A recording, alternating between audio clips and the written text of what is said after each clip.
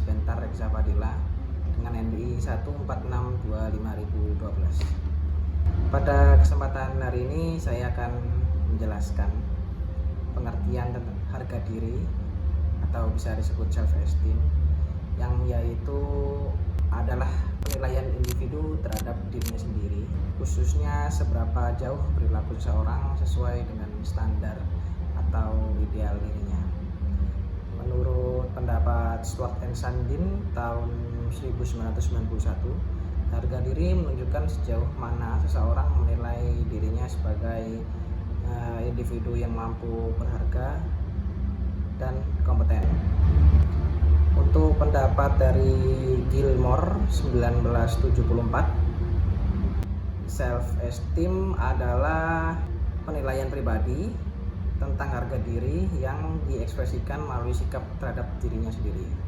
Dan menurut Bass tahun 1973, harga diri adalah penilaian individu terhadap dirinya yang tidak bisa dialihkan ke orang lain. Self-esteem mencerminkan seberapa positif memandang dirinya. Jika positif, ia lebih percaya diri, berani bertindak, berpikir, dan berperilaku. Harga diri dianggap sebagai kebutuhan penting manusia, berada di tingkat tinggi dalam hierarki kebutuhan Maslow sebelum aktualisasi diri. Menurut Bass 1973, membagi dua macam penilaian diri. Satu, temporary, penilaian sementara. Yang kedua itu enduring, penilaian yang lebih berkaitan dengan pengalaman hidup, reaksi orang lain, dan prestasi yang ingin dicapai. Sekian dari saya. Wassalamualaikum warahmatullahi wabarakatuh. Selamat siang, perkenalkan nama saya Nova Kristiana, nomor induk mahasiswa 146250003. Pada bagian kali ini saya akan menerangkan tentang model harga diri. Maslow menempatkan self-esteem berada di piramida nomor 2 dari atas. Di sini bisa kita lihat bahwa self-esteem tersebut penting ketika manusia telah mencapai kebutuhan dasar mereka. Maslow juga menambahkan bahwa the feeling of self-esteem can be realistic if it's soundly based upon real capacity, personal achievement, and efficiency. Artinya, bagaimana manusia, individu memiliki harga diri yang baik, harga diri yang mantap ketika memang mereka memiliki kemampuan yang real, kemampuan yang memang nyata. Bush menerangkan juga bahwa masing-masing individu yang ada di dunia ini, sebagian besar self-esteem mereka terbentuk oleh dua hal ini. Yang pertama, aspek core dan aspek peripheral. Core bersifat permanen, kemudian peripheral bersifat stable atau stabil. Artinya bahwa core adalah harga diri yang terbentuk ketika mereka mendapatkan perlakuan dari orang-orang yang mereka kasihi, dari orang-orang yang mereka cintai, seperti contohnya ketika mereka masih kecil, bagaimana mereka diperlakukan dalam keluarga mereka, mendapatkan kasih sayang dari orang tua, saudara, dan sebagainya. Bagaimana mereka diakui ketika mereka berhasil bahkan untuk mencapai pencapaian yang kecil.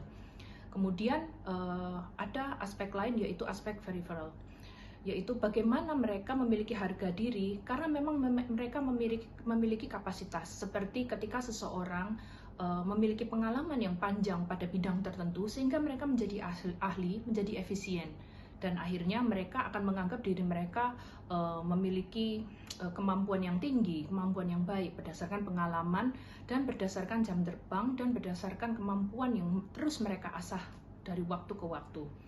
Kemudian di sini diterangkan bahwa ada yang McDouglas menerangkan bahwa harga diri ini tuh penting karena bagaimana manusia memandang diri mereka ini akan menentukan bagaimana mereka akan berperilaku, bagaimana mereka akan mengambil keputusan, dan yang nantinya akan menentukan masa depan mereka. Kemudian Gilmore juga menambahkan bahwa di dalam dunia ini terdapat orang-orang yang memiliki harga diri yang tinggi, yang mantap. Kemudian ada orang-orang yang memiliki harga diri yang rendah. Harga diri mantap adalah harga diri yang mereka dapatkan karena memang mereka merasa percaya diri akan kemampuan sendiri, akan diri mereka. Kemudian harga diri yang rendah adalah orang-orang yang selalu pesimis, yang selalu negatif memandang diri mereka sendiri. Orang-orang yang memiliki harga diri mantap akan berusaha untuk menjadi lebih baik dari waktu ke waktu dengan cara terus mengembangkan potensi diri. Kemudian orang yang memiliki harga diri rendah cenderung menolak untuk berubah, menolak untuk maju, menolak untuk berkembang.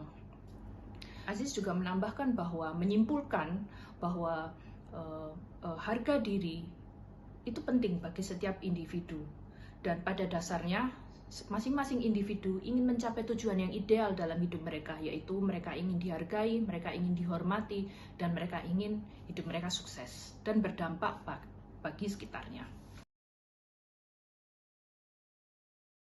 Selamat malam, Assalamualaikum warahmatullahi wabarakatuh. Perkenalkan, nama saya Petar dan Sulistiawan dengan NBI 14625000004. Di sini saya akan menjelaskan tentang harga diri rendah. Harga diri rendah menurut Stuart dan Sanden tahun 1998, harga diri rendah adalah penilaian pribadi terhadap hasil yang dicapai dengan menganalisis seberapa jauh perilaku memenuhi ideal diri. Harga diri rendah yang berkepanjangan juga termasuk kondisi tidak sehat pada mental, karena seperti yang kita ketahui sendiri menyebabkan berbagai masalah kesehatan lain, terutama kesehatan jiwa. Lalu menurut Nanda tahun 2008, batasan karakteristik harga diri rendah yang pertama adalah ungkapan diri yang negatif, yang kedua mengekspresikan diri tidak berdaya, tidak berguna, yang ketiga sering bimbang, yang keempat tidak mampu mengatasi situasi. Lalu tanda dan gejala harga diri rendah adalah: 1. Mengkritik diri secara berlebih. 2. Produktivitas kegiatan kita sehari-hari menurun. Yang ketiga, pesimis karena kita tidak mempunyai tujuan hidup. Kesimpulannya adalah harga diri rendah sering terjadi ketika seseorang merasa tidak dihargai atau berharga dan meragukan kemampuannya sendiri. Sekian presentasi saya tentang harga diri rendah. Terima kasih. Assalamualaikum warahmatullahi wabarakatuh. Perkenalkan, nama saya Muhammad Hamid Ramadhani. NBI saya 142500007. Hari ini saya akan mempresentasikan tentang model harga diri, yaitu self-destructive belief, yaitu untuk keyakinan negatif yang menghambat seseorang mencapai tujuan, seperti merasa harus selalu sempurna, kuat, sehat, dan bertanggung jawab atas segalanya.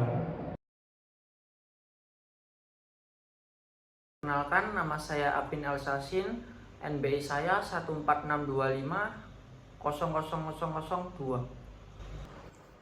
Selanjutnya saya akan menjelaskan tentang hal-hal yang dapat dilakukan untuk mencegah munculnya self-destructive belief. Ada 4 hal yang penting yang harus kita lakukan. Yang pertama ada seek out nourishing people, artinya bergaullah dengan orang-orang yang dapat membantu kita mengembangkan self-esteem atau harga diri yang positif. Dengan berada di lingkungan yang suportif, kita akan merasa lebih baik terhadap diri sendiri dan terhadap hal-hal yang terjadi di sekitar kita. Yang kedua ada work in project that will result in success. Kita perlu mengejar tujuan yang logis dan realistis untuk dicapai. Namun kita juga harus sadar bahwa tidak semua hal berjalan sesuai rencana kita. Kadang-kadang sebuah hasil membutuhkan waktu lebih lama untuk dicapai, dan itu sangatlah wajar. Yang ketiga ada remind yourself of your success, yang artinya setiap individu pasti punya pencapaian, baik kecil maupun besar.